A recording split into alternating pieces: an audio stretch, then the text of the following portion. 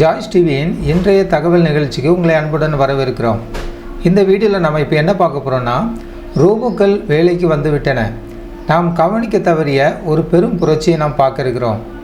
வணக்கம் நேயர்களே, கடந்த 10 ஆண்டுகளாக நாம் யூடியூப்பில் பார்த்த ரோபோக்களின் பேக் பிளீன் சாகசங்கள், டான்ஸ் ஆடும் காட்சிகள் எல்லாம் இனி வெறும் பொழுதுபோக்கு தான்.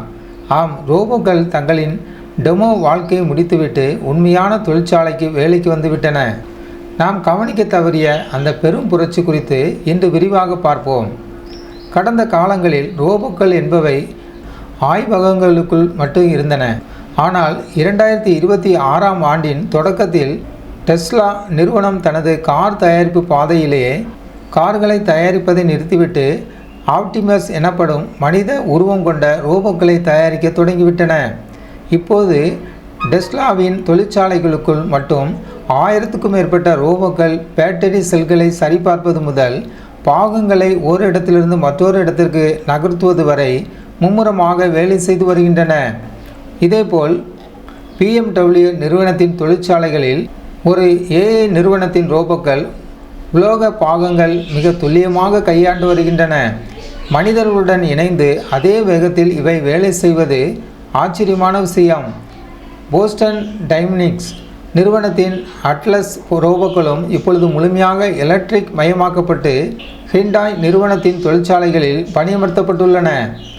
இப்போது எழும் கேள்வி என்னவென்றால், திடீரென ரோபோக்கள் ஏன் இப்படி வலிமை பெற்றுவிட்டன? இதற்கான விடை உடல் அமைப்பில் இல்லை, அவற்றின் மூளையில் இருக்கிறது. கடந்த 2 ஆண்டுகளில் மொழி சார்ந்த மென்பொருள் எப்படி ஒரு மனிதனுடன் உரையாடுகிறதோ அதே தொழில்நுட்பம் இப்பொழுது ரோபோக்களுக்கு கற்றுக் கொடுக்கப்பட்டுள்ளது. ஒரு ரோபோவிடம் அந்த பொருளை எடுத்து இங்கே வை என்று சாதாரணமாக பேசினால் அது புரிந்து கொண்டு செய்கிறது. முன்னதாக ஒவ்வொரு அசைவுக்கும் ரோபோக்களுக்கு தனித்தனியாக கோடிங் எழுத வேண்டியிருந்தது. அந்த தேவை இப்பொழுது முடிவுக்கு வந்துவிட்டது. நேயர்களே, ஒன்றை நாம் மிக தெளிவாக புரிந்து கொள்ள வேண்டும். ரோபோக்கள் ஒரே நாளில் மனித வேலைகளை பறித்துவிடவில்லை. இவை இப்பொழுது தொழிற்சாலைகளில் கூட்டாளிகளாகத்தான் வேலை செய்கின்றன. ஒரே வேலையை தொடர்ந்து செய்யும் கடினமான பணிகளில் இவை மனிதர்களுக்கு உதவியாக இருக்கின்றன. ஆய்வகத்தில் ஒரு முறை சாகசம் செய்வதற்கும் தொழிற்சாலையில் 10,000 முறை அதே வேலையை தவறில்லாமல் செய்வதற்கும் இடையே இருந்த அந்த பெரிய இடைவெளி இப்பொழுது நிரப்பப்பட்டு விட்டது. எதிர்காலம் எப்படி இருக்கப் போகிறது? நிறுவனங்கள் சொல்வது என்னவென்றால், இது ஆரம்பம் மட்டுமே.